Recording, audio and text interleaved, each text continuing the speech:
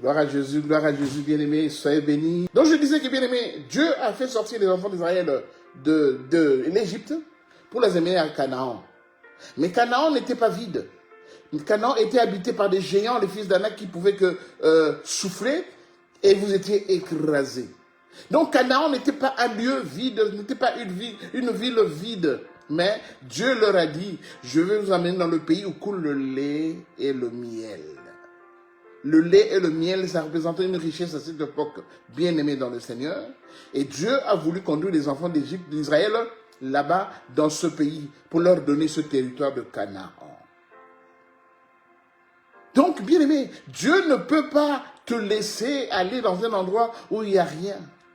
Parce que sache que dans ta progression, pour aller prendre ton héritage, il se passe toujours quelque chose.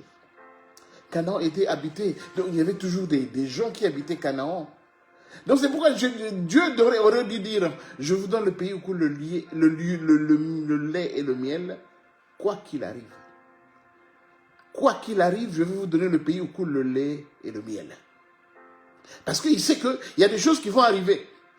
Il sait qu'il y a des choses qui feront en sorte que vous essayez de prendre possession de cet endroit. Quoi qu'il arrive. C'est pourquoi il a intitulé cet enseignement de ce matin, quoi qu'il arrive. Quoi qu'il arrive, moi je suis Dieu. Quoi qu'il arrive, moi je suis le Tout-Puissant. Quoi qu'il arrive, moi je suis celui-là qui dit un mot et la chose s'accomplit. Bien aimé, vous savez, aujourd'hui le Seigneur peut faire en sorte que dans un couple, le Seigneur puisse prendre la femme et le Seigneur puisse donner au mari une autre femme. Dans n'importe quelle situation. Ou bien, le Seigneur peut faire en sorte que le mari qui est resté longtemps célibataire, que le Seigneur lui donne une femme. Mais bien aimé, la femme que Dieu va te donner, elle ne sera pas nécessairement quelqu'un qui est vierge. Pas nécessairement. Dieu a donné à Boaz Ruth. Ruth venait de se marier, de perdre son mari. Il n'y a que Marie, la mère de Jésus, qui était une femme vierge, tout ça, et Dieu l'a choisi pour que de Marie naisse celui-là que nous crions maintenant tous les jours, Jésus-Christ de Nazareth. Bien-aimé, le territoire que Dieu va te donner ne sera pas un territoire vide. Bien-aimé, enlève-toi cela de ta tête. La Bible dit, Jéricho était barricadé et fermé. Personne n'entrait ni ne sortait. Jéricho, barricadé et fermé, il n'y avait pas d'entrée ni de sortie. Mais Jéricho, c'est la ville que Dieu avait promis aux enfants d'Israël. Jéricho, c'est la ville où il y avait beaucoup de sacrilèges et Dieu a voulu sauver Jéricho. Bien-aimé, là où Dieu t'envoie, ça ne sera pas un lieu de tout repos, non. Mais au moins je sais que dans le combat, dans la bataille, j'ai la victoire. C'est comme si, bien aimé, j'allais dans un endroit, je jouais un match, un jeu où, en fait, je connaissais déjà le résultat final. Tandis qu'en réalité, quand on regarde les choses telles quelles, on a l'impression que le combat est encore long et périlleux. Non, je connais déjà le résultat final. Parce que Dieu permet que nous puissions vivre dans des situations difficiles. Nous puissions passer des situations compliquées avant d'obtenir le bonheur que lui, il nous a promis. Quoi qu'il arrive dans ce que tu entreprends, Dieu te dit que lui, il va te donner ce que ton cœur désire. Quoi qu'il arrive. Alors je voudrais dire à un frère, à une sœur ce matin, que ce que tu es en train de faire aujourd'hui, c'est comme si c'était semé de beaucoup d'embûches. Alors que c'est Dieu qui t'a promis. C'est Dieu qui t'a promis cela.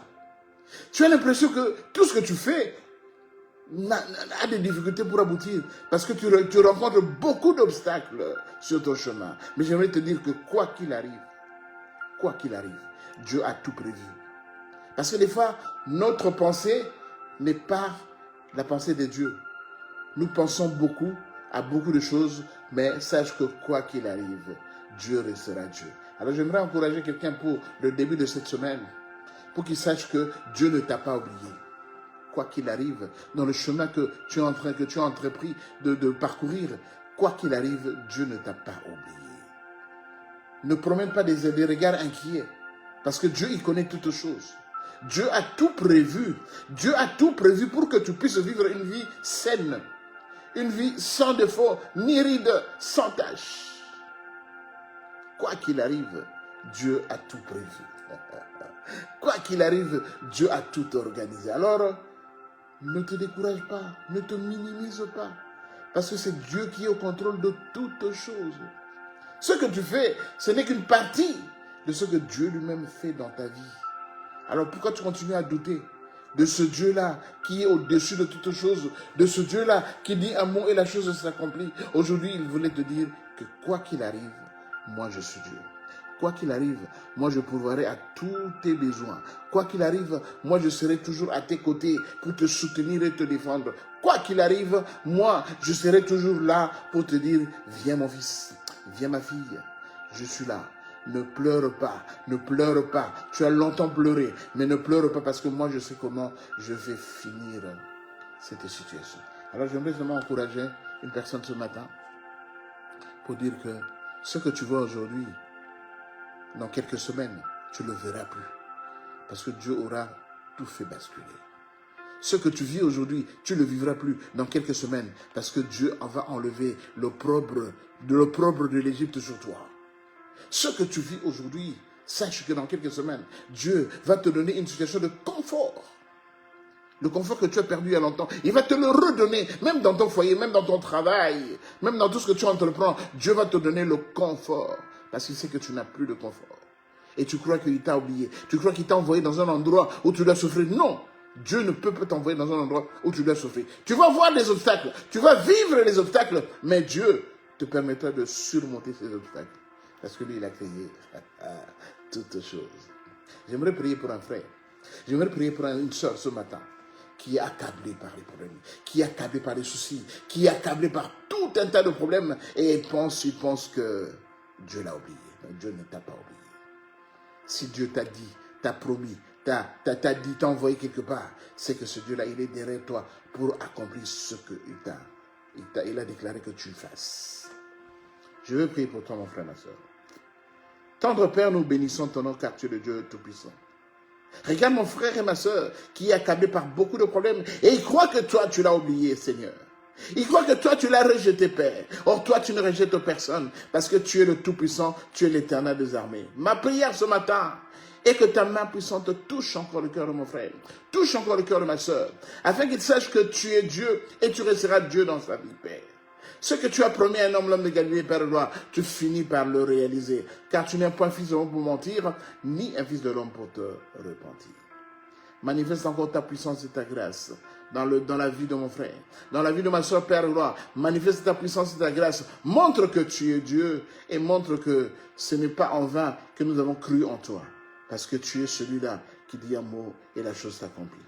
Mon âme te bénit ce matin. Mon âme te lève ce matin parce que tu vas encore faire des merveilles dans la vie de mon frère et de ma soeur, Père de gloire. Et que toi, tu vas lui donner tout ce que son cœur désire. Parce que tu n'indiques pas des choses négatives. Tu es le Dieu Tout-Puissant. Tu es le Saint d'Israël. Laisse que l'honneur, la gloire ne reviennent qu'à toi seul. Parce que quoi qu'il arrive, Père, tu finis par donner. Tu finis par accomplir. Tu finis par assouvir. Tu finis par soulager. Et je crois que tu vas soulager mon frère et ma soeur. Dans le nom de Jésus, nous t'avons ainsi prié. Amen. Amen, amen, amen. Tu vas soulager, Seigneur. Tu vas libérer. Tu vas donner, quoi qu'il arrive. Tu vas donner, quoi qu'il arrive. Tu vas assouvir les besoins de mon frère, les besoins de ma soeur. Parce que quand tu dis une chose, tu finis par l'accomplir. Soyez bénis, bien-aimés dans le Seigneur. Nous allons arrêter aujourd'hui en ce lieu, en ce moment. Et le Seigneur permettra que nous puissions encore nous revoir à la fin de la semaine pour un autre live, pour nous fortifier encore davantage dans sa recherche. Soyez bénis. Shalom. Shalom.